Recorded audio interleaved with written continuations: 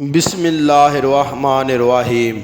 شروع کرتا ہوں اس بابرکت نام سے جو دلوں کے بیت خوب جانتا ہے۔ آج کا موضوع ہے چاند دو ٹکڑے ہو گیا۔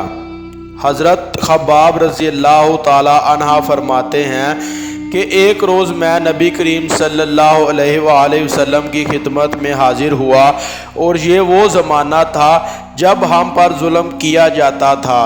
میں نے آپ صلی اللہ علیہ وآلہ وسلم سے عرض کیا کہ اے اللہ کے رسول، کیا آپ ہمارے لیے دعا نہیں فرماتے؟ میرے الفاظ سنتے ہی آپ سیدھے ہو کر بیٹھ گئے۔ آپ کا چہرہ مبارک سرخ ہو گیا۔ پھر آپ نے فرمایا، تم سے پہلے امت کے لوگوں کو اپنے دین کے لیے کہیں زیادہ عذاب برداشت کرنے پڑے۔ ان کے جسموں پر لوہے کی کنگھیاں کی جاتی تھیں، جس سے ان کی کھال اور ہڈیاں الگ ہو جاتی تھیں، مگر یہ تکالیف بھی انہیں ان کے دین سے نہ ہٹا سکی۔ ان کے سروں پر آرے چلا چلا کر ان کے جسم دو کر دیے گئے، مگر وہ اپنا دین چھوڑنے پر تیار پھر بھی نہ ہوئے۔ اس دین اسلام کو اللہ تعالیٰ اس طرح پھیلا دے گا جہاں تک کہ چرواہے کو اپنی بکریوں کے متعلق بھیڑیوں کا ڈر نہیں ہوگا۔ حضرت خباب بن ارت رضی اللہ تعالی عنہ فرماتے ہیں کہ ایک دن میرے لیے آگ لگائی گئی، پھر وہ آگ میری کمر پر رکھ دی گئی، اور پھر ان کو اس وقت تک انہیں ہٹایا نہیں گیا جب تک کہ وہ آگ میری کمر کی چربی سے بجھ نہ گئی۔ ایسے ہی لوگوں میں حضرت عمار بن یاسر رضی اللہ تعالی عنہ بھی تھے۔ حضرت عمار بن یاسر رضی اللہ تعالی عنہ کو ان کے دین سے پھیرنے کے لیے مشرکوں نے طرح طرح کے عذاب کیے، آگ سے جلا جلا کر عذاب دیے، مگر وہ دین پر قائم رہے۔ علامہ ابن جوزی رحمۃ اللہ علیہ لکھتے ہیں کہ ایک مرتبہ ان حضرت صلی اللہ علیہ وآلہ وسلم اس طرف تشریف لے جا رہے تھے کہ اس وقت حضرت عمار رضی اللہ تعالی عنہ کو آگ سے جلا جلا کر تکلیفیں پہنچائی جا رہی تھیں۔ ان کی کمر پر جلنے کی وجہ سے کوٹ جیسے سفید داغ پڑ گئے تھے۔ حضرت محمد صلی اللہ علیہ وآلہ وسلم نے ان کے سر پر ہاتھ پھیرا اور فرمایا کہ اے آگ ٹھنڈی اور سلامتی والی بن جا، جیسا کہ تو ابراہیم علیہ السلام کے لیے ہو گئی تھی۔ اس دعا کے بعد انہیں آگ کی تکلیف محسوس نہیں ہوتی تھی۔ حضرت ام ہانی رضی اللہ تعالی عنہ کہتی ہیں کہ حضرت عمار بن یاسر، ان کے والد یاسر اور ان کے بھائی عبداللہ اور ان کی والدہ سمیہ رضی اللہ تعالی عنہ، ان سبھی کو اللہ کے نام کے لیے کی جانے کی وجہ سے سخت ترین عذاب دیے گئے۔ ایک روز جب انہیں تکالیف پہنچائی جا رہی تھی تو نبی کریم صلی اللہ علیہ وآلہ وسلم اس طرف سے گزرے۔ آپ نے ان کی تکالیف کو دیکھ کر فرمایا کہ اے اللہ آل یاسر کی مغفرت فرما۔ ان کی والدہ سمیہ رضی اللہ تعالیٰ عنہ کو ابو جہل کے چچا حذیفہ بن ابن مغیرہ نے ابو جہل کے حوالے کر دیا۔ یہ اس کی باندھی تھی۔ ابو جہل نے انہیں نیزہ مارا، اس سے وہ شہید ہو گئی۔ اس طرح اسلام میں انہیں سب سے پہلی شہید ہونے کا اعزاز حاصل ہوا۔ انہیں آخری مظالم کی وجہ سے حضرت عمار رضی اللہ تعالی عنہ کے والد یاسر رضی اللہ تعالی عنہ بھی شہید ہو گئے۔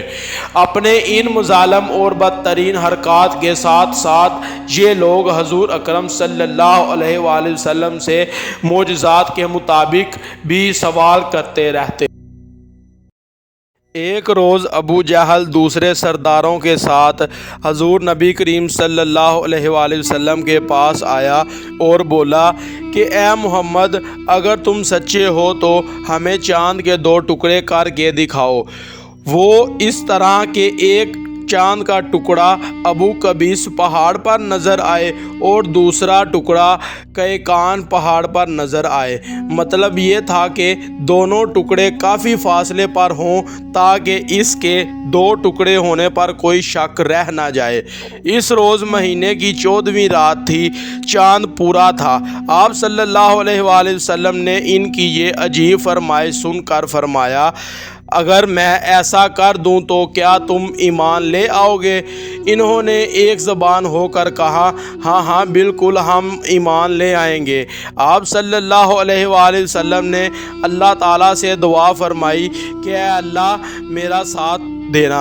चुनाचा चांद फ़ौरन दो टुकड़े हो गया।